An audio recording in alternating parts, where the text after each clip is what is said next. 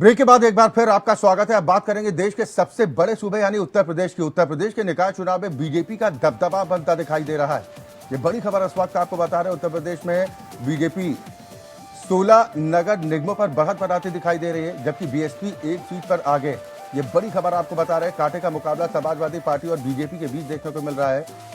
UP नगर पालिका अध्यक्ष BJP 88 सीटों पर बढ़त बनाए है। यूपी नगर पंचायत सीटों पर भी 64 सीटों पर बीजेपी आगे बढ़ती दिखाई दे रही है। आपको बताते हैं कि इलेक्शन कमीशन में 117 सीटों पर रुझान अब तक सामने आए हैं, जिसमें बीजेपी 42, कांग्रेस 63, जेडीएस 9, माफ कीजिएगा 117 सीटों पर रुझान सामने आए हैं। काउंटिंग लगातार जारी है और बीजेपी और समाजवादी पार्टी के बीच में कांटे का मुकाबला देखने को मिल रहा है। जी हाँ, इस वक्त हम आपको बता दें कि निकाय चुनाव में जो रुझान आ रहे हैं उससे अब आपको अवगत करा रहे हैं। रुझानों में कांग्रेस को यहाँ उत्तर प्रदेश में निकाय चुनाव के नतीजे आज सामने आ रहे हैं। वोटों की गिनती का काम शुरू हो चुका है। हालांकि बीजेपी बढ़त बनाते दिखाई दे रही है। आपको बता दें कि उत्तर प्रदेश में 17 नगर निगम है, जिनमें 16 पर बीजेपी बढ़त बनाते दिखाई दे रही है, एक पर बीएसपी बढ़त बनाती दिखाई दे रही है।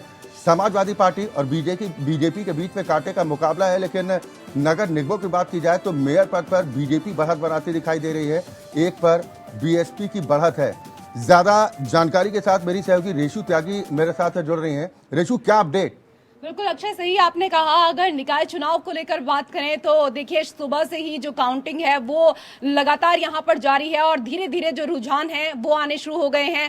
और अगर बीजेपी की बात करें तो निगम चुनाव में बीजेपी ने अभी तक सबको पछाड़ा है, यानी कि 16 सीटों पर बीजेपी आगे चल रही है। इसके साथ ही अगर नगर पंचायत अध्यक्ष को लेकर बात करें तो यहाँ पर सपा आगे चल रही है। और इसके साथ ही जैसे अभी मेयर चुनाव को लेकर बात करें तो देखिए मेयर चुनाव में जो 17 सीटों पर अभी तक जो रुझान आ रहे हैं, जैसे कि मैंने पहले ही आपको बताया कि 16 सीटों पर बीजेपी आगे चल रही है। इसमें एक सीट जो है बीएसपी को मिलती हुई नजर आ रही है, जो शुरू में जो रुझान आ रहे हैं। लेकिन एक महत्वपूर्ण चीज हम अपने दर्शकों को यहाँ पर बताना चाहेंगे। गाजियाबाद की खास तौर पर बात करें, क्योंकि दिल्ली और नोएडा से ये सटा हुआ है, तो अगर आप गाजियाबाद की तरफ जा रहे हैं तो गाजियाबाद में रूट आज डाइवर्ट किए गए हैं और गाजियाबाद का जो गोविंदपुरम का जो रास्ता है फिलहाल वो मतदान की वजह से हापुड़ चुंगी का रास्ता बंद किया गया है। अगर आप उधर से गुजर रहे हैं तो अपना रास्ता आपको चेंज करने की जरूरत है।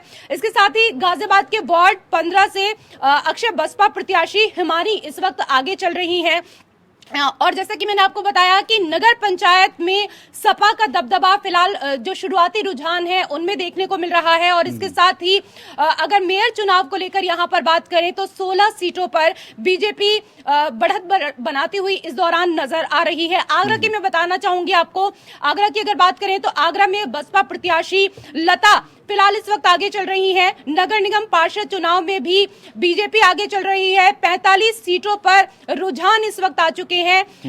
अगर बीजेपी की बात करें तो 33 सीटों पर बढ़त देखने को मिल रही है। दूसरे नंबर पर सपा और बीएसपी तीसरे नंबर पर बढ़त बढ़ाती हुई इस दौरान नजर आ रही है और एक सीट पर निर्दलीय प्रत्याशी आगे चल रहे हैं। अभी तक के रुझान है। अक्षय, रेशु, कांग्रेस की क्या स्थिति नजर आ रही है? देखिए कांग्रेस की स्थिति कहना तो नहीं चाहिए साफ तौर पर, लेकिन जिस तरीके से कांग्रेस की स्थिति नजर आनी चाहिए थी वो इन निकाय चुनावों में नजर नहीं आ रही है। क्योंकि अक्षय, आपने देखा भी होगा कि प्रियंका गांधी ने एक नारा दिया था, लड़की हूं लड़ सकती हूं, लेकिन निकाय चुनाव में लड़ने के लिए प्रियंका गांधी नहीं पहुंची। यानी कि जो पार्टी के दिग्गज नेता हैं वो ही कहीं ना कहीं कार्यकर्ताओं का मनोबल बढ़ाते हैं। बीजेपी ने बखूबी इस बात को समझा, बखूबी इस बात को जाना और बीजेपी ने कोई एक वार्ड तक ऐसा नहीं था जो छोड़ा हो। तमाम दिग्गज बीजेपी के एक एक वार्ड तक गए। लेकिन चले बिल्कुल जिस तरह से आपने जिक्र किया प्रियंका गांधी वाड्रा का, लड़की हूं लड़ सकती हूं, ये तो खैर विधानसभा चुनाव के दौरान ये नारा दिया गया था और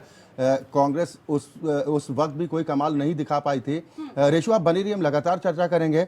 आनंद सिंह हमारे साथ लखनऊ से जुड़ रहे हैं, विशेष संवाददाता, उनसे हम समझते हैं क्योंकि राजधानी का मिजाज इस वक्त किस तरीके का है। आनंद, क्या कुछ परिस्थिति फिलहाल दिखाई दे रही? बीजेपी की तो बल्ले बल्ले होती दिखाई दे रही है, दबदबा, लेकिन समाजवादी पार्टी की तरफ से जो आरोप लगाए गए थे कि कहीं ना कहीं हेरफेर करने की कोशिश की गई है, जो वोटर समाजवादी पार्टी के थे उनको वोट डालने से रोकने का प्रयास किया गया। इस तरह के तमाम गंभीर आरोप समाजवादी पार्टी के मुखिया लगा चुके हैं। जी बिल्कुल अक्षय, देखिए ये एक तरह से प्रैक्टिस होती है, ये सभी राजनीतिक पार्टियां करती हैं, चाहे वो सिर्फ समाजवादी पार्टी की बात नहीं, चाहे भारतीय जनता पार्टी रही हो या तमाम दल जो विपक्ष में रहते हैं, इस तरह की प्रैक्टिस इस्तेमाल करते हैं। समाजवादी पार्टी के जो अखिलेश यादव ने आरोप लगाए हैं, क्योंकि मुख्य विपक्षी दल है और सीधे तौर पर उनकी प्रतिष्ठा जुड़ी हुई है। 2 बड़े चुनाव लोकसभा के, 2 बड़े चुनाव विधानसभा का हारने के बाद 2024 के पहले ये एक बड़ी लड़ाई है। करीब 4.5 करोड़ मतदाता है पूरे उत्तर प्रदेश में नगर निकायों में। तो आप ये समझ सकते हैं कि यहाँ का जो नतीजा निकलेगा वो किस तरह का मैसेज देगा। और यही वजह है कि अखिलेश यादव ने ये ट्वीट किया है। उनको जो चुनाव आयोग से कहा है कि हर राउंड की जानकारी सबको देनी चाहिए ताकि एक स्पष्ट संदेश जाए और निष्पक्षता बनी रहे। हालांकि जो लखनऊ की स्थिति है इस समय कंफर्टेबल लीड के साथ सुषमा खरगवाल जो बीजेपी के प्रत्याशी हैं निकाय में, वो आगे हैं, मेयर पद की उम्मीदवार है। समाजवादी पार्टी की वंदना मिश्रा लगातार उनके पीछे है, लेकिन अभी तक ऐसी स्थिति कहीं नहीं आई है जहां पर वो उनके कोई क्लोज फाइट होती दिख रही हो। हालांकि जो 17 की 17 अक्षय नगर निगम की सीटें हैं उनमें भारतीय जनता पार्टी कभी 17 सीट पे आगे, कभी 16 पे, लेकिन 14 से नीचे भारतीय जनता पार्टी अभी तक नहीं गई है। तो आप ये कह सकते हैं कि जो प्रदर्शन है भारतीय जनता पार्टी का महापौर के चुनाव में वो ठीक ठाक बना हुआ है। और विपक्षी दलों को जो लीड भी मिल रही है वो किसी एक खास सीट पर लगातार लीड नहीं है, चाहे वो सपा हो, चाहे वो बसपा हो, चाहे कोई अन्य दल हो।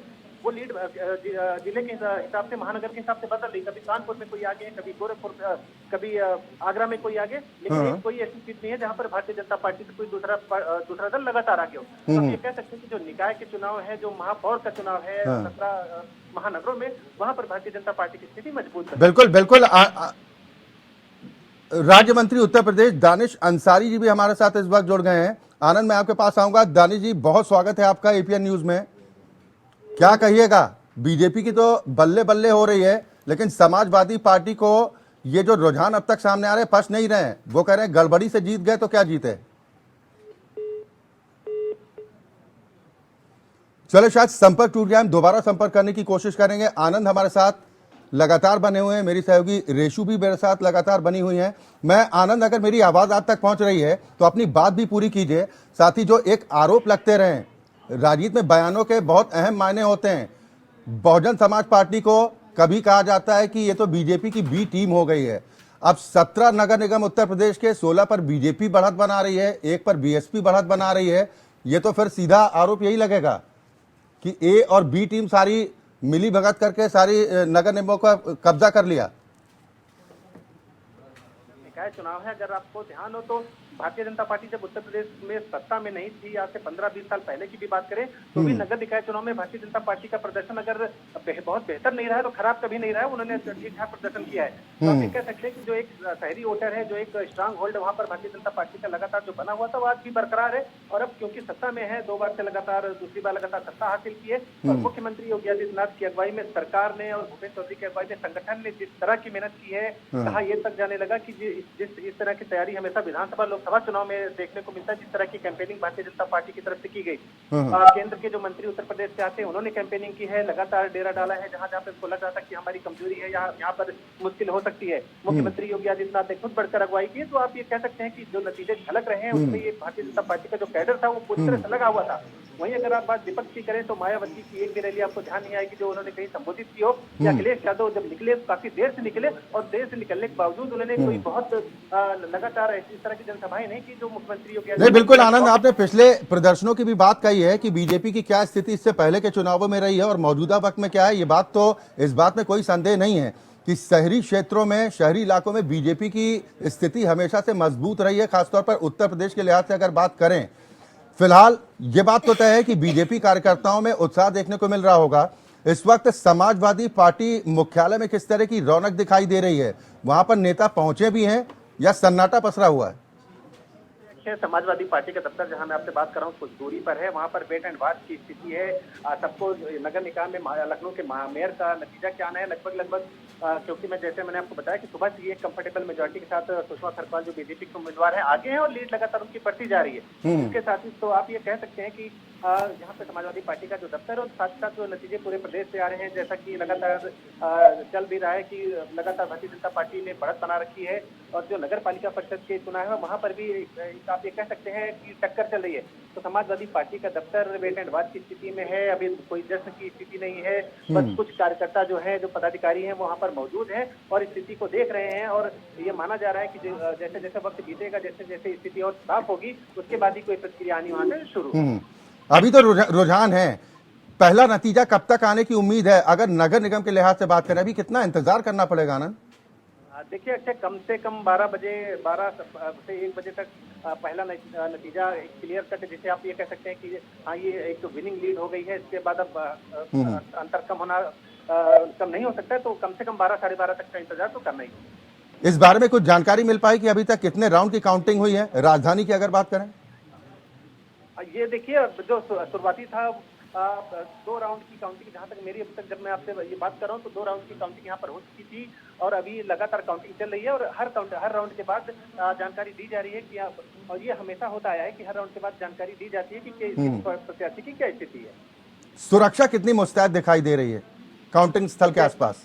देखिए, सुरक्षा काफी मुस्तैद है। रमाबाई अंबेडकर मैदान पे जहाँ पर ये काउंटिंग चल रही है, वहाँ पर बहुत बड़ा मैदान है, बहुत व्यापक उसका परिसर है और पूरी तरह से सुरक्षा बल, चाहे वो यूपी पुलिस हो, अर्धसैनिक बोलो, उन्होंने उसकी घेराबंदी कर ली है और हर आदमी, यहाँ तक कि मीडिया कर्मियों के लिए भी पास बनाए गए हैं और एक खास क्षेत्र तक जाने की किसी को इजाजत नहीं। खासतौर पर देखा जाए, जिस दल को भी चुनावों में बढ़त मिलती है, कार्यकर्ताओं का उत्साह अपने चरम पर होता है, जो कहीं ना कहीं रैली के माध्यम से या अपनी खुशी जाहिर करने के लिए, जश्न मनाने के लिए सड़कों पर उतर पड़ते हैं। इसको लेकर कि जश्न के दौरान कोई हंगामा ना हो या फिर कुछ इस तरह का जुलूस ना निकाला जाए जिससे कि तनाव फैले, इसको लेकर किस तरह की व्यवस्था वहां पर है? कुछ इस संबंध में गाइडलाइन जारी की गई? मैं आनंद आपको रोकूंगा। पूर्व deputy CM doctor Dinesh Sharma ji इस वक्त हमारे साथ जुड़ गए हैं फोन लाइन पर। डॉक्टर दिनेश शर्मा जी, बहुत स्वागत है आपका एपीएन न्यूज में। धन्यवाद आपका। सर, ये कितनी बड़ी जीत मानकर चल रहे हैं? हालांकि अभी रुझान है, रुझानों में तो बीजेपी बम्पर जीत की तरफ बढ़ती दिखाई दे रही। मैं देखिए, उत्तर प्रदेश में जो योगी जी के नेतृत्व में सुशासन कायम हुआ है जी, और डबल इंजन की सरकार, जो मोदी और योगी का जो समन्वय है, उसने इंफ्रास्ट्रक्चर को ठीक किया, नगरीय सेवाओं को बढ़ाया, नाली सड़क खड़ंजा पर जहां ध्यान दिया गया, वहीं आप देखें जो 2017 में आए थे तो 2 हवाई अड्डे थे, आज 20 हवाई अड्डों पर काम चल रहा है, जिसमें से 9 से ऊपर संचालित हो चुके हैं, 6 मेट्रो चल रही, 17 एक्सप्रेसवे बन गए हैं, कूड़ा निस्तारण की व्यवस्था हो गई है जी। अब अगर देखें तो मार्ग प्रकाश विभाग की व्यवस्था पहले से कहीं अधिक चुस्त दुरुस्त है। अमृत योजना ने सीवरेज का और जल निकासी का काम बड़े अच्छी तरीके से किया है। तो ये जो काम है वो चढ़ के बोले हैं और एक बार फिर से मैं कहूंगा कि योगी तूफान चल रहा है उत्तर प्रदेश में। लेकिन अखिलेश यादव तो कुछ और, मैं माफी चाहूंगा बीच में आपको इंटरप्ट कर रहा हूं दिनेश शर्मा जी, लेकिन अखिलेश यादव तो कुछ और कह रहे हैं। वो तो आरोप लगा रहे हैं कि बीजेपी ने चीटिंग की है। जब हारने की नौबत आती है तो एक ही शब्द रह गया है विपक्ष के पास में, जहां जीत जाते हैं तो वहां उनकी मेहनत है और जहां हार जाते हैं वहां चीटिंग है। मैं समझता हूँ ये पुराना डायलॉग हो गया है, जनता इस पर विश्वास नहीं करती। जब खुद में परिश्रम नहीं रहा और बीजेपी का छोटा कार्यकर्ता से लेकर बड़ा कार्यकर्ता तक अपने मुकाम पे लगा रहा, केंद्र और प्रदेश सरकार की जो योजनाएं थी उसका लाभ निचले तक का लोगों को दिलाता रहा। वहीं अगर आप देखें तो विपक्ष चाहे कोरोना का काल रहा हो, चेतना शून्य, राजनीतिक चेतना शून्य था वो जी। और चाहे बाद का भी काल देखें तो इनमें उसका विश्वसनीयता का अभाव हमेशा दिखाई पड़ा है। तो मैं समझता हूँ कि ये ऐसी स्थिति में ये जो है बीजेपी का स्वीप करना, ये मैं समझता हूँ कि योगी जी के सबल नेतृत्व का और मोदी जी के जो एक पूरे देश में जो मोदी जी का एक सुशासन की प्रवृत्ति है उसकी विजय है। ठीक है दिनेश जी, अखिलेश यादव, नेहा भी आपसे कुछ सवाल करना चाह रही है सर। हाँ नेहा, अपना सवाल दिनेश जी, सवाल इस बात को लेकर है, भले ये छोटा चुनाव हो और इतनी शिद्दत से राजनीतिक पार्टियां इसको लड़ती नहीं रही हैं, लेकिन इसको भी बहुत बेहतर तरीके से भारतीय जनता पार्टी ने लड़ा है। अब सवाल इस बात को लेकर है कि इसमें भी जीत हासिल करना मौजूदा सरकार की ही कहा जाता है कि निकाय के चुनाव जो होते हैं मौजूदा सरकार के फेवर में ही जाते हैं, लेकिन मनोबल कितना बढ़ेगा भारतीय जनता पार्टी का? नहीं, देखिए, ट्रिपल इंजन की सरकार बेहतर काम करेगी और मैं समझता हूं कि कार्यों का एक रिकॉर्ड कायम होगा उत्तर प्रदेश में। और 2024 में मैं कह सकता हूं कि उत्तर प्रदेश की 80 की 80 लोकसभा सीटें बीजेपी जीतेगी। आपको लग रहा है कि निकाय चुनाव के जो नतीजे सामने आएंगे इसका बहुत बड़ा असर होगा 2024 के चुनाव में? बिल्कुल, इसका कनेक्टिविटी होती है और इसका सीधा असर पड़ता है। और मैं मानता हूं कि उत्तर प्रदेश में जिस प्रकार से डबल इंजन की सरकार ने काम किया है जी, वो जनता को भाया है। अखिलेश यादव तो कह रहे हैं कि हमारे के कामों का रिबन आज तक बीजेपी काट रही है। दिनेश शर्मा जी, अगर उस समय जब चुनाव हुआ था 2017 का जी, तो अगर आप कहें कि अगर काम किया होता तो बीजेपी उस समय तो शासन सत्ता ही नहीं का था, तो उसमें बेईमानी का प्रश्न तो उठता ही नहीं, क्योंकि समाजवादी पार्टी की सरकार के समय चुनाव हुआ जी, उसमें बीजेपी ने 2/4 से ऊपर का बहुमत प्राप्त किया और दोबारा भी 2/3 से ऊपर का बहुमत प्राप्त किया भारतीय जनता पार्टी ने जी। तो यही कह सकते हैं कि इन्होंने काम समाजवादी पार्टी की सरकार ने अच्छा नहीं किया, तभी जनता ने उनको नकारा। आपने सर अभी मेट्रो का जिक्र किया, आपने अभी मेट्रो का जिक्र किया। अखिलेश यादव तो सवाल पूछ रहे हैं, हाल ही में उन्होंने सवाल उठाया कि बताएं तो कहां पर मेट्रो बनवाई। लखनऊ में कह रहे हैं कि मेट्रो तो हमारे शासन में आई, कानपुर में प्रोजेक्ट हमारे उसमें तैयार हुआ। लखनऊ, गोरखपुर, आगरा और आपका कानपुर, मेरठ में तो रीजनल ट्रेन, हिंदुस्तान की पहली रीजनल ट्रेन भी चला दी।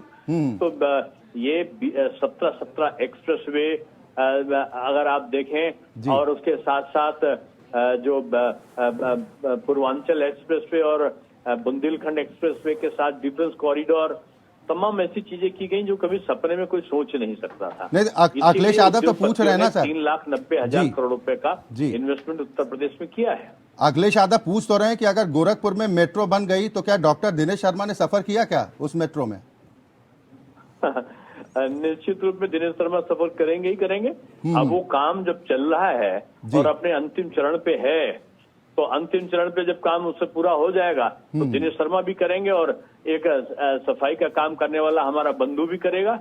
उस पे यही अवधारणा है कि छोटा और बड़ा का फर्क मिटे और सस्ता ट्रांसपोर्टेशन उपलब्ध हो, यही हमारी पहचान है। सर, जो रुझान अभी सामने आ रहे हैं, हालांकि अभी नतीजे में तब्दील होने में थोड़ा सा वक्त है, इंतजार करना होगा, लेकिन बढ़त फिलहाल बीजेपी बनाती दिखाई दे रही है। इसका श्रेय आप किसको देना चाहते हैं? आपको क्या लगता है कि इस जीत का श्रेय किस चेहरे को जाता है सबसे ज्यादा? सबसे पहला श्रेय हमारा भारतीय जनता पार्टी के कार्यकर्ता को और उत्तर प्रदेश की जनता को जाता है। दूसरा श्रेय जो सबसे बड़ा जाता है वो योगी आदित्यनाथ जी के सबल नेतृत्व को और मोदी जी के मार्गदर्शन को जाता है। चलिए, बिल्कुल, बहुत शुक्रिया डॉक्टर दिनेश शर्मा जी हमारे साथ जुड़ने के लिए। तो उत्तर प्रदेश के पूर्व उप मुख्यमंत्री डॉक्टर दिनेश शर्मा को आप सुन पा रहे थे। स्वाभाविक है कि जो रुझान सामने आ रहे हैं, रुझानों में जो बढ़त बनती दिखाई दे रही है, उसको लेकर बीजेपी कार्यकर्ताओं में भी उत्साह है, नेता भी उत्साहित हैं और ये मानकर चला जा रहा था कि उत्तर प्रदेश में इस बार का निकाय चुनाव 2024 लोकसभा चुनाव से पहले काफी कुछ संकेत देगा और बीजेपी इस बात को लेकर भरोसा जाहिर कर रही है कि इसको सेमीफाइनल समझिए साहब, कि सेमीफाइनल है 2024 के पहले के देश के सबसे बड़े सूबे का। प्रदेश की जनता का मिजाज पता चलेगा कि जनता के मन में आखिर है क्या।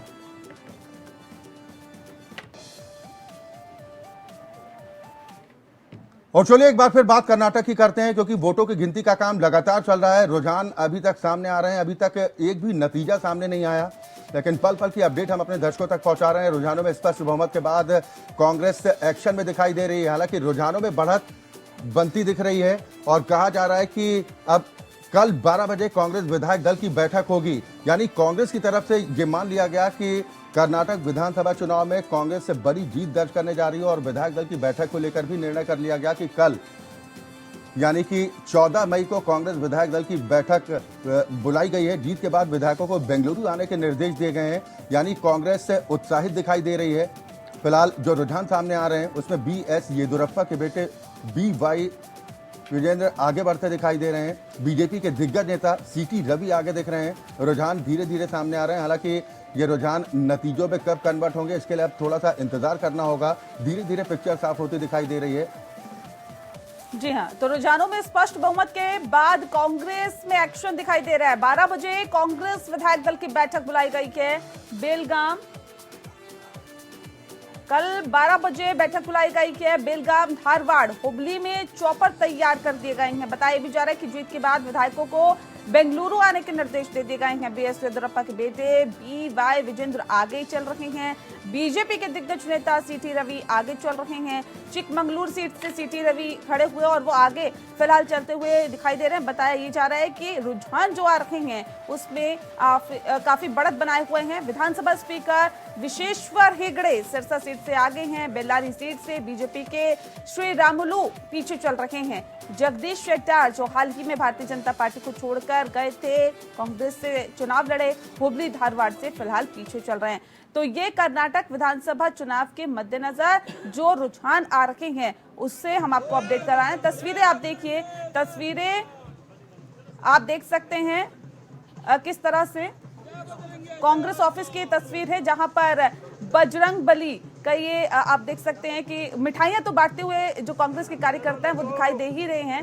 साथ ही साथ जीत का जो जश्न मनाया जा रहा है। इससे पहले हमने आपको तस्वीरें दिखाई थी जब कांग्रेस के कार्यकर्ता जो ढोल नगाड़े की धुन पर थिरकते हुए नजर आ रहे थे। अब हाथों में बैनर पोस्टर लिए और हनुमान जी को भी कहीं ना कहीं उनको भी बनाकर ये तैयार करने की कोशिश, और साथ ही साथ आप देख सकते हैं मिठाई उनको भी खिलाई जा रही, क्योंकि ये विषय जो है बजरंग बली का बहुत उठाया गया था और बजरंग दल को बैन करने का जो विषय उठाया गया था कांग्रेस की तरफ से अपने जो मैनिफेस्टो है उसमें रखा गया था कि बजरंग दल को बैन किया जाएगा, पीएफआई को बैन किया जाएगा। अब कांग्रेस पार्टी इन तस्वीरों के जरिए बताने की कोशिश कर रही है कि देखिए बजरंग बली को हम उतना ही मानते हैं जितना जनता ने हमें समझा, लेकिन बजरंग दल को बैन करने की बात कांग्रेस की तरफ से की गई। बिल्कुल, जिसे बीजेपी के लिए एक बड़ा मुद्दा माना जा रहा था। और देखिए कि कांग्रेस के दफ्तर से जिस तरीके की तस्वीरें आ रही हैं, उत्साह तो बना हुआ है। हमारे साथ मेहमान भी कुछ खास जुड़ गए हैं। कुलदीप मलिक साहब कांग्रेस को रिप्रेजेंट करने के लिए हमारे साथ जुड़े हैं। अमनप्रीत कौर जी हैं, आप राजनीतिक विश्लेषक हैं। और हमारे साथ विक्रम किलपाड़ी साहब लगातार जुड़े हैं, डिजिटल एडिटर इंडिया के लीगल हेड हैं। हमारे साथ किलपाड़ी साहब, केस्तूर वासिकी साहब कर्नाटक से जुड़े हैं, वरिष्ठ पत्रकार। आप उनसे कुछ पूछना चाहते हैं? नमस्कार। Hello. Good morning. Good morning. Good morning. How do you see this? Last three elections, the assembly elections have thrown up a hung house. This time, it looks like a clear victory for the Congress. Still, we have to wait and see. I don't think it's too early to predict, but we are all hoping that Congress will cross 113, the mark, whatever is required. But it's very interesting that when we expected much more than from the Congress, at least 120 to 125. But the predictions are now they may stand at 115 to 120. Okay. Isn't it less for the Congress, which they were, the way they were struggling? Thanks to Rahul Gandhi's Bharat Jodo Yatra, Okay. all that, the effort of the Siddaramaiah and D.K. Shivkumar, they unitedly fought this election. So And, what is the reason why the figure of 120 or 140, which Siddaramaiah claimed they will win, now suddenly it is 115 right now? the anti-incumbency factor, the Congress failed to exploit that reason. Okay. Exploit that, the figure. The quotiently, I can say that very honestly, at the, the anti-incumbency factor, we expected that Congress would do much better, but they have failed in, basically in coastal Karnataka.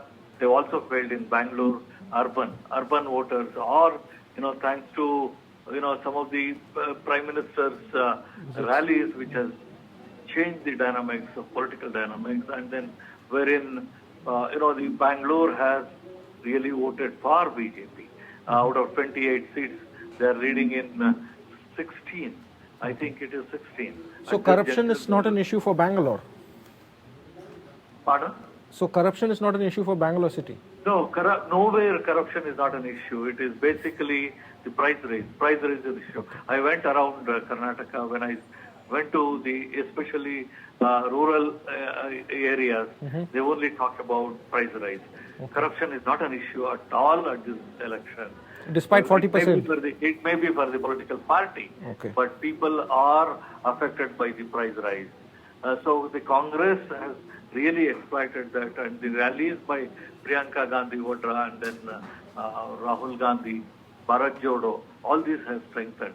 And this is going to be a change of political dynamics in the entire country. Okay. That we have to look into the aspect of what it is for BJP. But aren't you reading a little too much into it? Because I don't think so. This is going to happen because what happens after 3 months?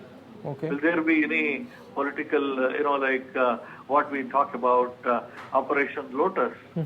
Will with the 25 to 30 JDS and then 77 to 80 BJP, is it possible for them? So what BJP is already talking about, the plan B. Yes, Ashok said that, yeah. Ashok and others, they are talking about plan B. But the central leadership is silent about that. But we have to look into the aspect of, the hijab or, whatever, Tipu Sultan or other issues. It didn't really, help BJP. That is what we have to look into. Did the Bajrangbali thing work? Bajrangbali, well, all these issues, I'm saying, all the 3 issues. You talked about Tipu, hijab or whatever. 3 issues have not, all the 13 ministers are trailing in BJP. One more question. Is Hindutva a real issue in Karnataka? I don't think so it is a real issue because we are more cosmopolitan in our, outlook. We have to look into whether the introspection of BJP will change their political dynamics in 2024 parliament elections. So we have to look into that. I don't think Hindutva has worked here today. How do you think the BJP will fare in the 24 Lok Sabha polls from Karnataka? Always. This is a lesson for BJP. I don't know whether they learn lesson or not. That is left to them.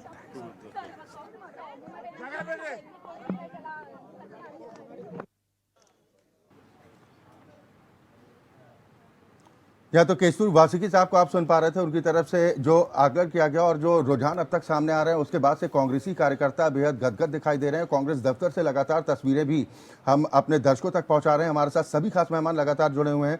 विमल डालिया साहब भी हमारे साथ जुड़ गए हैं। आप BJP का प्रतिनिधित्व करने के लिए हमारे साथ जुड़े हैं। बहुत स्वागत है विमल डालिया साहब आपका भी। क्या कहेंगे, एक तरफ कांग्रेस दफ्तर की तस्वीरें जहां पर जश्न मनना शुरू हो चुका है, अभी भी आप दावा करेंगे आपने हार स्वीकार की? नहीं, हार जीत राजनीति में लगे तो रहेंगी और अभी तो ये रुझान है। आप देखिए धीरे धीरे कांग्रेस एक एक सीट कम होती चले जा रही है और आप देखिए 1-2-3 घंटे के अंदर में बीजेपी कांग्रेस के मुकाबले में 112-13 सीटों पे आ जाएंगी और मुझे पूरा विश्वास है कि भारतीय जनता पार्टी कर्नाटक में सरकार बनाएगी। जी, लेकिन अंतर तो काफी ज्यादा दिखाई दे रहा है यहाँ पे विमल जी। क्या लगता है ये अंतर पाट पाएगी? अभी कुछ वक्त का और इंतजार भले ही करना पड़े, लेकिन एक एक सीट कम करके कितनी सीटें कम हो जाएगी? नहीं, देखो हमें अभी भी उम्मीद है कि हम बहुमत का आंकड़ा पार करेंगे। अगर बहुमत कम आया तो हम ऑप्शन पूरे खुले रखे हैं। जो कर्नाटक के हित में काम होगा हम उसके साथ जाएंगे। देश का हित का काम होना चाहिए, पर्सनल हित का काम नहीं होना चाहिए। तो हमारी सोच वही है कि कर्नाटक का जो डेवलपमेंट है वो रुकना नहीं चाहिए। तो इसलिए हम पूरे ऑप्शन खुले रखेंगे। जो भी हमारे साथ आएगा और कर्नाटक का डेवलपमेंट में साथ देंगे हम उनके साथ जाने के लिए तैयार। चलिए, ये तो रुझान है सर। तो ये लेकिन- कौन सा दल हो सकता है, कौन सा ऑप्शन हो सकता है जेडीएस के अलावा? नहीं, ऐसी बात नहीं है, कोई भी आ सकता है। आप लास्ट टाइम आपने देखा है कि कांग्रेस का एक दल टूट के आ गया था, क्योंकि वो कांग्रेस से खुश नहीं था। आज भी कांग्रेस की परिस्थिति वही है, वो डर रहे हैं। अरे तो कुछ रिजॉर्ट का इंतजाम कराया क्या आप लोगों ने? देश से बंधे हुए है। कांग्रेस का कार्यकर्ता पे कांग्रेस वालों को ही विश्वास नहीं है। अब देखिए, आज उन अभी से ही गड़बड़ कर रहे हैं कि उनको ले जाके कहीं छुपा के रख देना, ये कर देना। अरे आप विश्वास पैदा करिए आपके एमएलए पे कि हमारा एमएलए दिखता नहीं है। आज हम खरीदे फोर्स नहीं कर रहे, हम एक ही चीज में कोई भी कर्नाटक के डेवलपमेंट के बारे में बात करेंगे, हम उनके साथ जाने को तैयार है। लेकिन आपको मैं विश्वास दिलाता हूँ, भारतीय जनता पार्टी की सरकार बनेगी कर्नाटक में। सर उम्मीद पर तो दुनिया कायम है, लेकिन पूत के पांव तो पालने में दिखाई देते हैं ना। नहीं, ऐसी बात नहीं। आप देखिए, आपके सर्वे के अंदर में देखिए, कांग्रेस का सुबह आप कितने बता रहे थे, अभी देखते देखते आपने कहाँ तक लेके आ गया आंकड़ा। और अभी 2 घंटे जाइए, 100 के अंदर आ जाएगा उनका आंकड़ा, और हमारा आंकड़ा बढ़ेगा। ठीक है सर। और जहाँ हमें तकलीफ आएंगी, हम हर ऑप्शन खुले रखेंगे ना। ऐसी ठीक है बात सर। नहीं है, हम तो एक ही चाहते हैं नहीं, कि ऑप्शन कहीं की भी जरूरत डेवलपमेंट क्यों रुकना आज नहीं पड़ रही है चाहिए। आपको? इस बात को भी तो समझिए ना विमल जी, ऑप्शन की जरूरत क्यों पड़ रही है आपको? आप तो कह रहे थे हमने इतना अच्छा, इतना बेहतर काम किया है कि हम पूर्ण बहुमत से सरकार बना रहे हैं। ये नौबत क्यों आई? ये क्यों आ रही है ये नौबत आप लोगों के सामने? नहीं, नौबत की बात नहीं है। कभी कभी क्या होता है, जैसा मैं एक पार्टी की राय के हिसाब से भी हटके भी मैं बताऊंगा कि थोड़ी महंगाई की वजह से जनता हमसे थोड़ा बहुत नाराज है। चले, ये कम से कम आपने स्वीकार किया, इसके लिए आप बधाई के पात्र हैं कि कम से कम आपने स्वीकार तो किया कि हाँ महंगाई है और वास्तव में जनता महंगाई से परेशान है और उसका असर। मैं भी आपको एक मिनट लेऊंगा आपका कि कोरोना काल में देश को बचाने के लिए आप देखिए दूसरे देशों में कितने लोग मरे हैं, यहाँ पे हमने कितना अच्छा काम किया है कि जनता का कम से कम नुकसान हो, जनता की कम से कम क्या बोले मौत हो। हमने चले, उसके लिए आपको बहुत बधाई, उसके लिए बहुत बधाई। और जनता ने कई राज्यों में उसका निर्णय भी दे दिया है, लेकिन हम कर्नाटक का जिक्र कर रहे हैं तो उसी पर फिलहाल रहते हैं। अमनप्रीत कौर जी भी हमारे साथ बनी हुई हैं। अमनप्रीत कौर जी, कितना परिवर्तन की उम्मीद अभी की जा सकती है? जो रुझान सामने आ रहे हैं, हालांकि नतीजे अभी तक सामने नहीं आए हैं, लेकिन रुझानों में कम से कम कांग्रेस पूर्ण बहुमत और जो जश्न की तस्वीरें दिखाई दे रही हैं, ये तस्वीरें क्या स्थिति बयां कर रही है? देखिए अक्षय, अगर 100 बातों की एक बात करनी हो तो क्लियर मैंडेट तो कभी भी किसी को मिलता हुआ नजर आया नहीं है। तो इस बार भी ऐसा ही होगा कि हंग होगा, तो उसमें भी जेडीएस का सहारा लेना पड़ सकता है। अगर कांग्रेस आगे जाती है उसको भी, अगर भाजपा आगे जाती है उसको भी। हालांकि जो ओपिनियन पोल आया है, जो रुझान आए हैं, उसके मुताबिक तो देखो कांग्रेस ही आगे जाती हुई नजर आ रही है। लगता है बजरंग बली के जो सहारा लिया था भाजपा ने, वो काम नहीं आया। तो अगर 30 सालों की बात करें तो पिछले 30 सालों में अक्षय जी पहली बार ऐसा हुआ है कि चुनाव जो है वो पीएम मोदी के नाम से इस बार आगे उनको रख के लड़ा गया है। हमेशा ही ऐसा होता है कि 1994 से हम अगर देखें, जब से भाजपा नेता प्रतिपक्ष उन्होंने बनाया था जेदुरप्पा को, उसके बाद वो जेदुरप्पा और अनंत कुमार के नाम पे हमेशा ही इलेक्शन लड़ती आई है। ये पहली बार ऐसा हुआ है कि जेदुरप्पा को उन्होंने साइड पे कर दिया, बुमई को उन्होंने सीएम बना दिया। तो उसके बाद क्योंकि लोगों ने, तो बीजेपी तो प्रयोग के लिए जानी जाती बिल्कुल है ना? बिल्कुल, और लोगों ने बुमई को इतना पसंद नहीं करा, एंटी इनकन्वेंसी भी थी, और भी भ्रष्टाचार और ये जो मुद्दा आ रहा था आरक्षण का, इन्होंने भी थोड़ा सा नेगेटिव चीजें बना रखी थी। तो इसलिए भाजपा को लगता है पीएम मोदी को आगे रखना पड़ा, और उनको लास्ट मोमेंट पे जो कैंपिंग थी उसमें मोदी जी को बुलाना पड़ा। और तो ये तो हर चुनाव में प्रधानमंत्री मोदी के तो ताबड़तोड़ रैलियां भी होंगी, रोड शो भी होते हैं, ये कोई नई बात तो नहीं है ना कर्नाटक चुनाव को लेकर। 30 साल में मोदी जी को पहले नहीं रखा गया था ना आगे। पहले हमेशा जो चुनाव है येदियुरप्पा के नाम पे लड़ा जाता था। अरे उस वक्त पावरफुल नहीं थे, आज तो पावरफुल नेता हैं। जी बिल्कुल। देखिए अगर इनके बात करें कि प्रयोगशाला के रूप में जो कोस्टल कर्नाटक है उसका जो रीजन है वो जाना जाता है, और वहाँ पे आपको पता है कि जो कंट्रोवर्सी है वो चलती रहती है, चाहे वो हिजाब को लेके थी, चाहे वो और चीजों को लेके थी। तो वहाँ पे जो 21 सीटें हैं वहाँ पे कम से कम हिंदू तबका बोलबाला है, और वहाँ पे क्योंकि सीएम जोगी ने भी प्रचार किया है और वहाँ पे आरएसएस का भी प्रभाव है, तो वो 21 सीटों में से तो ज्यादातर भाजपा ले ही जाएगी। इसके साथ ही ठीक है, मैं आपके पास आऊंगा, क्योंकि एक ट्रेंड जो रहा है सत्ता परिवर्तन का, कि हर 5 साल में सत्ता का परिवर्तन होना है, तकरीबन पिछले 38 सालों से तो ये चल रहा है। कुलदीप मलिक साहब, इस बात को लेकर ज्यादा भरोसा था कि भाई ये तो मिथक है और जो ट्रेंड चल रहा था वही चलता रहेगा?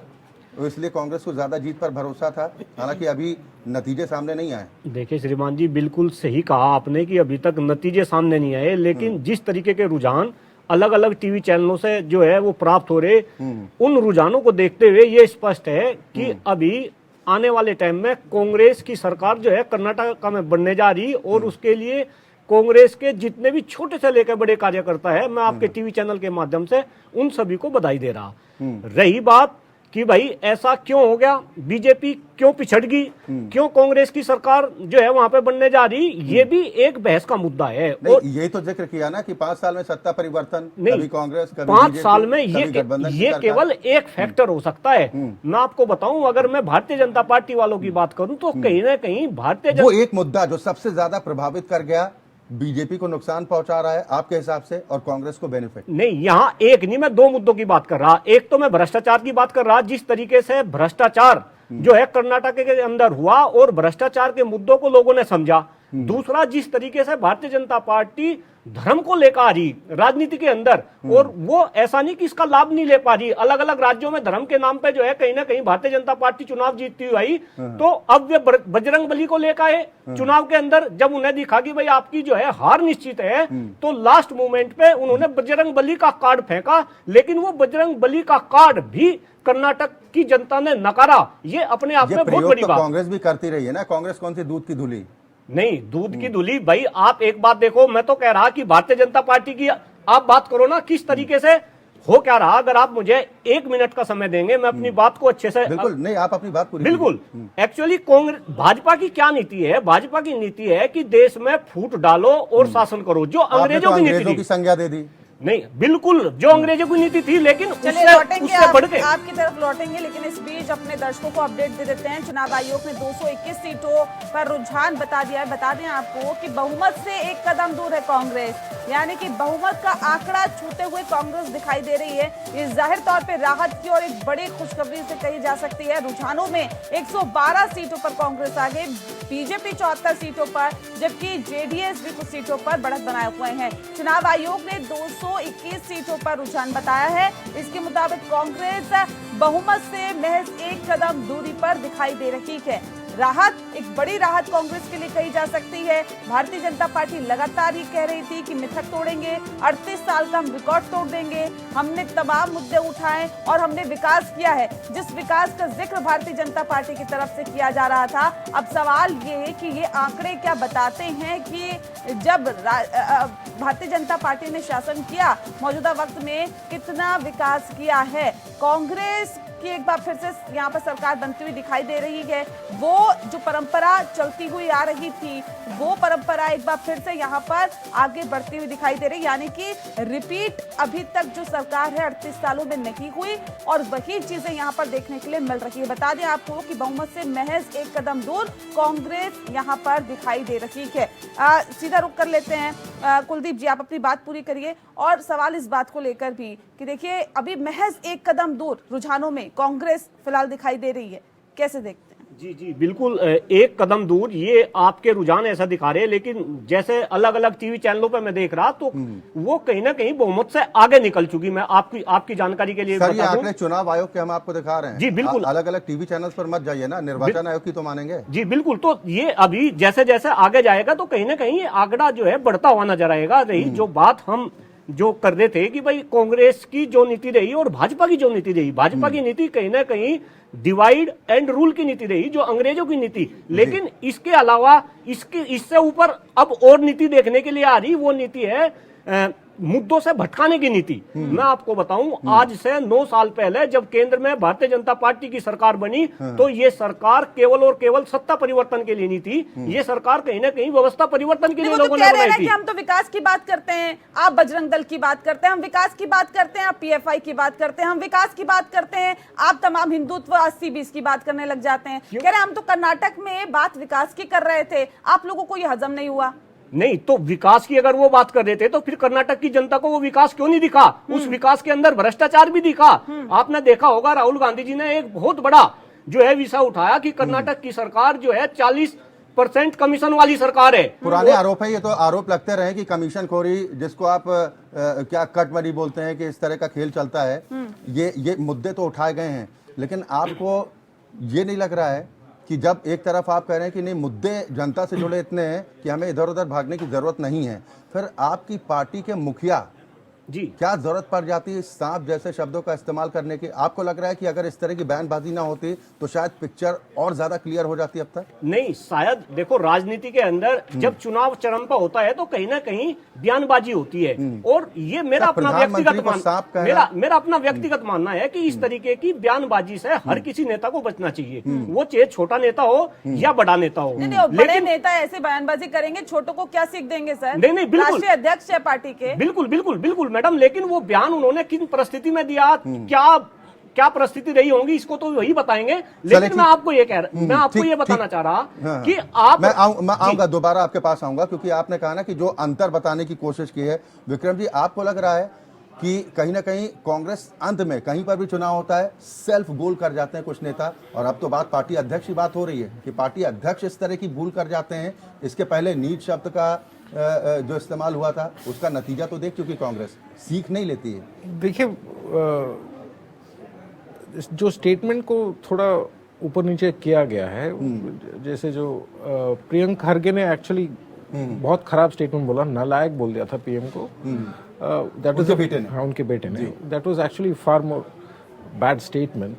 सांप, I mean in the flow of things बोल दिया होगा, but I am not very certain about it.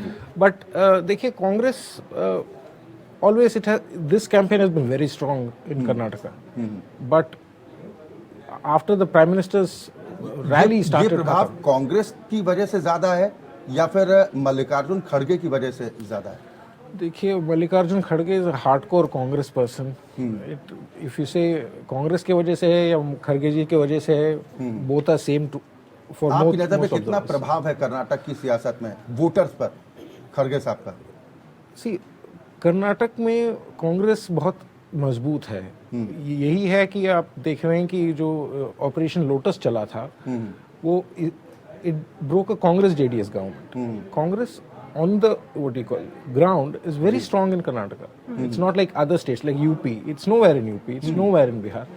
In the south, Karnataka and Kerala are very strong places. तो कांग्रेस प्रेजेंस बहुत ज्यादा है कर्नाटक में।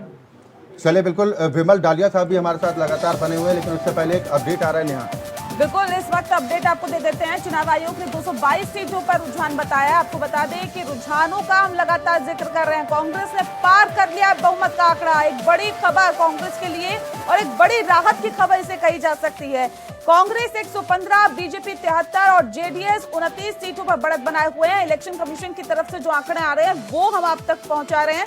चुनाव आयोग ने 222 सीटों पर अपना रुझान बताया है, जिसमें कांग्रेस को बहुमत का आंकड़ा छूते हुए अब दिखाया जा रहा है, यानी कि एक बड़ी जीत। और ये तस्वीरें दरअसल कांग्रेस कार्यालय की तस्वीरें हैं। कर्नाटक से सीधी तस्वीरें हम आप तक पहुंचा रहे हैं। किस तरह से जोश से लबरेज कांग्रेस के कार्यकर्ता दिखाई दे रहे हैं, ये तस्वीरों में आप देख सकते हैं। बिल्कुल दिल्ली मुख्यालय की तस्वीरें हैं, और जिस हथियार का भी जिक्र नेहा हमारे सभी पैनलिस्ट भी कर रहे थे कि बजरंग बली, अब देखिए कांग्रेसी कार्यकर्ताओं के हाथ में गदा नजर आ रही है, और अभी मुखौटा लगाए बजरंग बली का एक शख्स भी दिखाई दे रहा था। यानी कांग्रेस से मैसेज भी देने की कोशिश कर रहे हैं कि मुद्दा आपने भले ही भुनाने की कोशिश की हो, लेकिन बजरंग बली भी अब हमारे साथ हैं। कम से कम रुझान तो ये कह रहे हैं। बिल्कुल, तो रुझान तो यही कह रहे हैं, और साथ ही साथ ये भी कहा जा सकता है कि जिस तरह से ये तस्वीरें देखिए, ये जिन तस्वीरों का जिक्र कर रहे थे, बिल्कुल, और ये मिठाइयां बांटना, ढोल नगाड़ों के धुन पर थिरकते हुए जो कार्यकर्ता दिखाई दे रहे हैं, जाहिर तौर पे ये बताया जा रहा है कि कांग्रेस पार्टी के कार्यकर्ता कितना ज्यादा जोश से, उत्साह से लबरेज यहाँ पर दिखाई दे रहे हैं। क्योंकि लगातार यहाँ पे देख सकते हैं नारेबाजी तो कांग्रेस के पक्ष में की जा रही है, क्योंकि कांग्रेस कार्यालय की तस्वीरें हम अपने दर्शकों को दिखा रहे हैं। कर्नाटक की भी इससे पहले जब हमने तस्वीरें दिखाई थी तो वहां पे भी ये देखा जा रहा था कि किस तरह से जोश जो है वो लगातार बरकरार है। और जब रुझान, शुरुआती रुझान आ रहे थे, उसमें जो बढ़त बनाई हुई थी, जाहिर तौर पे ये कहा जा रहा था कि उस वक्त भी कांग्रेस के कार्यकर्ता जीत के लिए पूरी तरह से आश्वस्त नजर आ रहे थे। इस जीत की मुख्य वजह विक्रम जी किसे माना जाए? कांग्रेस ये जो जीत की तरफ बढ़ रही है, रुझान जो अभी तक निकल के सामने आ रहे हैं और ये बता रहे हैं कि देखिए जीत कहीं ना कहीं कांग्रेस की होती हुई दिखाई दे रही है, क्योंकि रुझानों में तो बहुमत का आंकड़ा छू लिया है। इसकी मूल वजह आप क्या मानते हैं? जी, local leadership under Siddaramaiah is the primary reason. खड़गे जी सपोर्ट किए सिद्धरामैया को। बहुत फोकस्ड कैंपेन था, ऐसा नहीं था कि यहाँ वहाँ जा रहे थे। ये 40% पे रखे थे कैंपेन को, और वो न्यूज़पेपर्स में एडवर्टाइज किए थे, और election commission had to intervene with an order saying ads भी एडिटर्स क्लियर करेंगे। तो ये campaign has hurt the BJP very badly. But ये 115 सीट्स में अभी भी लीड्स हैं, फाइनल सीट्स कोई नहीं है, but we still have to wait to see what is gonna happen. पर ये 2 सीट एक्स्ट्रा होके फर्क नहीं पड़ेगा, because BJP can break any party. We have seen that happen. Resort politics are there. Plan B of BJP can work. So it is Congress को बचा के रखना। यानी सुप्रीम कोर्ट की कोई नसीहत का खास असर देखने को मिलेगा नहीं? देखिए, कोर्ट की जगह रहा, पॉलिटिक्स इज समथिंग एल्स। उसके बाद देखा जाएगा कोर्ट में क्या होता है। जीत की खातिर कुछ भी करेगा। बिल्कुल। चलिए, हमारे साथ विमल डालिया साहब भी हैं। विमल डालिया साहब, जो तस्वीरें भी हम दिखा रहे हैं, उम्मीद है वो तस्वीरें आपको रास तो नहीं आ रही होंगी, लेकिन कितनी उम्मीदें अभी बरकरार हैं? कांग्रेसी कार्यकर्ताओं को इस बात का भरोसा तो हो गया, क्योंकि उनकी तैयारी बताती है जश्न की, मिठाइयां बट रही हैं, रंग गुलाल का इंतजाम है। आपके दफ्तर में सन्नाटा दिखाई दे रहा है? नहीं, सन्नाटे की बात नहीं है। आखिरी दम तक हम लड़ाई लड़ेंगे, और जो कर्नाटक के हित में होगा वो हम काम करेंगे। और एक बात मैं कांग्रेस वाले को बता देना चाहता हूँ कि आप करप्शन बोल रहे। करप्शन का अगर मुद्दा होता तो भारतीय जनता पार्टी को इतनी सीटें आती नहीं थी। करप्शन के बारे में बात करने का आपको राइट ही नहीं है। आप देश के प्रधानमंत्री अपने राजीव गांधी जी को ये देख लीजिए, उन्होंने क्या कहा, 85% कांग्रेस में करप्शन है। नहीं तो इतना तो बीजेपी दूध की धूली नहीं है सर, इतना तो सफाई मत पेश कीजिए। नहीं, आप अगर दूध की धुले से नहीं थे तो कोर्ट में चले जाना था ना। हमने तो कोई ऑप्शन नहीं रखा ना कि भाई आप कोर्ट में नहीं जा सकते हो, केस नहीं डाल सकते हो। और आप देखिए, जो सीटें आ रही है वो भारतीय जनता पार्टी को आज भी 75 बता दी है, और आप 2 घंटे के बाद में देखना नजदीक 100 के आसपास आएंगे।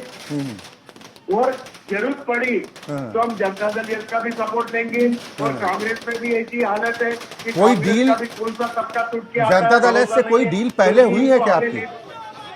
डालिया साहब, कोई डील हो चुकी है क्या जेडीएस के साथ कि अगर कुछ इस तरह के सर्कमस्टांसेस बनते हैं तो भाई हमारा साथ रहेगा? नहीं, डील की बात नहीं। हम तो एक ही चीज चाहते हैं कि सर समझौता बोल दीजिए। हाँ, समझौता बोल लीजिए, डील अगर आपको पसंद नहीं आ रहा। नहीं, डील और ये नहीं, हम एक ही चीज देखते हैं कि कर्नाटका के हित में जो काम होगा हम उसके साथ हैं। हम कभी भी डेवलपमेंट की बात करते हैं। आज डेवलपमेंट की सर आप बात कर रहे हैं, डेवलपमेंट बजरंग बली हमारे दिल में है। और आज जितने भी कांग्रेस के कार्यकर्ता भी अगर आज बजरंग बली को छाती के लगा के ले चल रहे हैं तो हिंदुत्व को सपोर्ट कर रहे हैं। हम तो खुश है कि बजरंग बली का आदर, यानी जीत हार से कोई फर्क नहीं पड़ता। आप ये कह रहे हैं कि कम से कम कांग्रेस ने बजरंग बली को अपना लिया, इसी को आप जीत मानकर चल रहे हैं? नहीं, बजरंग बली को तो अपना नहीं चाहिए। आज अगर हिंदुस्तान में पैदा होने वाला अगर बजरंग बली को नहीं अपनाएंगा तो किसको अपनाएंगा? जाके पाकिस्तान को तो नहीं अपनाएंगा। अरे सर, बेरोजगारी पर बात करते, महंगाई पर बात करते तो इसका शायद जनता पर सकारात्मक असर पड़ता है। नहीं, हम कभी भी डेवलपमेंट के ऊपर ही बात करें, हमने दूसरे हिसाब से कभी बात ही नहीं की है। आज भी हम बात कर रहे हैं तो डेवलपमेंट के ऊपर ही बात कर रहे हैं। डालिया साहब, आपसे पहले आप ही के पार्टी के एक स्पोक्स पर्सन ये कहकर गए कि महंगाई और बेरोजगारी कहीं ना कहीं मुद्दा है, जनता में नाराजगी है, स्वीकार किया। इन्होंने स्वीकार किया था, इन्होंने स्वीकार किया। मैंने भी बोला ना, कहीं ना कहीं महंगाई, वो भी मैं महंगाई का भी कारण बता रहा हूँ आपको कि महंगाई कोरोना काल में जो अपने देश के ऊपर नुकसान हुआ और उसको अपन जिंदा रखने के लिए आज अपने को जो हिसाब का मेडिकल अपने फैसिलिटीज दिया है, जो भी जनता के इसमें काम करा है, वहाँ कहीं ना कहीं महंगाई बढ़ी है। सर उसके लिए तो शुभकामनाएं आपको प्रेषित की जा चुकी। हाँ, उसके लिए तो शुभकामनाएं दी जा चुकी हैं। कोरोना का आप जिक्र कर रहे हैं, हम कर्नाटक की बात कीजिए ना। हमें देखो, हमारे मोदी जी एक ही बात बोलते हैं, कर्म किए या फल की इच्छा मत कर रहे इंसान। हमारी सोच वही है, हम हमारे कर्म करते चले जाएंगे, देश के हित का काम होगा हम करेंगे। हम देश का बंटवारा नहीं चाहते। हमारी सोच है कि देश नहीं, अगर लेकिन रहेगा तो आरोप हम तो आप रहेंगे। लोगों पर यही लग रहे हैं। कांग्रेस पार्टी के अभी नेता यही कह रहे हैं कि फूट डालो, शासन करो की नीति अपनाए हुए है भारतीय जनता पार्टी। देखो, कांग्रेस को तो कोई अधिकार ही नहीं। अगर कांग्रेस अगर सही रहती थी तो यह परिस्थिति नहीं रहती सर, थी। अधिकार कांग्रेस आप की। देंगे क्या? जनता आज आप देती है अधिकार। देखिए, जहाँ पे हमने हार, अगर महंगाई की अगर गलती अगर समझो बढ़ी है, वो भी क्यों? कोरोना के कारण से बढ़ी है, दूसरे हिसाब से नहीं बढ़ी है। सर, और कोरोना आप के देखिए, बाद तो आप दूसरे- लोगों ने कह दिया हमने रिकवर कर लिया, अर्थव्यवस्था बेहतर हो और गई। हम आपसे वो भी वादा करते हैं। आज जिस हिसाब का डेवलपमेंट हो रहा है, जो हिसाब का ग्रोथ हो रहा है, जनता महंगाई को भी माफ करके आगे नहीं, अभी वाले इतना दिनों में निराश होने की जरूरत भारतीय नहीं है जनता पार्टी को- दालिया साहब, अभी जो- निराश होने की इतनी जरूरत नहीं है, रुझान है। लेकिन अगर नहीं, आपको आपको लगता है एक कि बात नतीजे पक्ष में नहीं आते हैं तो वो नहीं, कौन सा कारण आपको लगता है जो आपको लगता है कि डैमेज कर गया? नहीं, 2024 में आप देखिए, भारतीय जनता पार्टी और ज्यादा बहुमत से आएंगे। सर, पहले देश के अंदर। 2023 देखिए, 2024 में तो अभी इंतजार है ना। नहीं, देखो, हम कभी काम करना रोकते नहीं है। हम ये काम सरेंडर करते माने कि आपने रहेंगे। हार स्वीकार कर ली रुझानों पर? नहीं, रुझानों पे अभी भी मैं बता रहा हूँ ना आपको, हार स्वीकार नहीं। आप देखिए, कांग्रेस डे टू डे में अभी भी आप देखिए, हर एक मिनट में पीछे जा रही है, आगे आ रही है, पीछे जा रही है। हम बता रहे हैं कि सरकार भारतीय जनता पार्टी की बनेगी कर्नाटक से। सर, ये आप डबल बोला तो कल डबल इंटरव्यू का लेके अंतर देख दिखाई लेना। दे रहा है। तकरीबन 40% पीछे चल रहे हैं आप। नहीं, 40 सीटों के लिए हम अगर कर्नाटक के हित की बात रहेंगे तो हम किसी के भी साथ जाने के लिए तैयार है, लेकिन सरकार भारतीय जनता पार्टी की बनाएगी, ये हम आपको वादा कर रहे हैं। चलिए, बिल्कुल बिल्कुल। देखिए, आप जब बयान दे रहे थे और जब आपकी तरफ से जिक्र किया गया 2024 का, तो उस वक्त कुलदीप मलिक साहब थोड़ा चैतन्य मुद्रा में आ गए। कुछ कहना चाह रहे थे आप?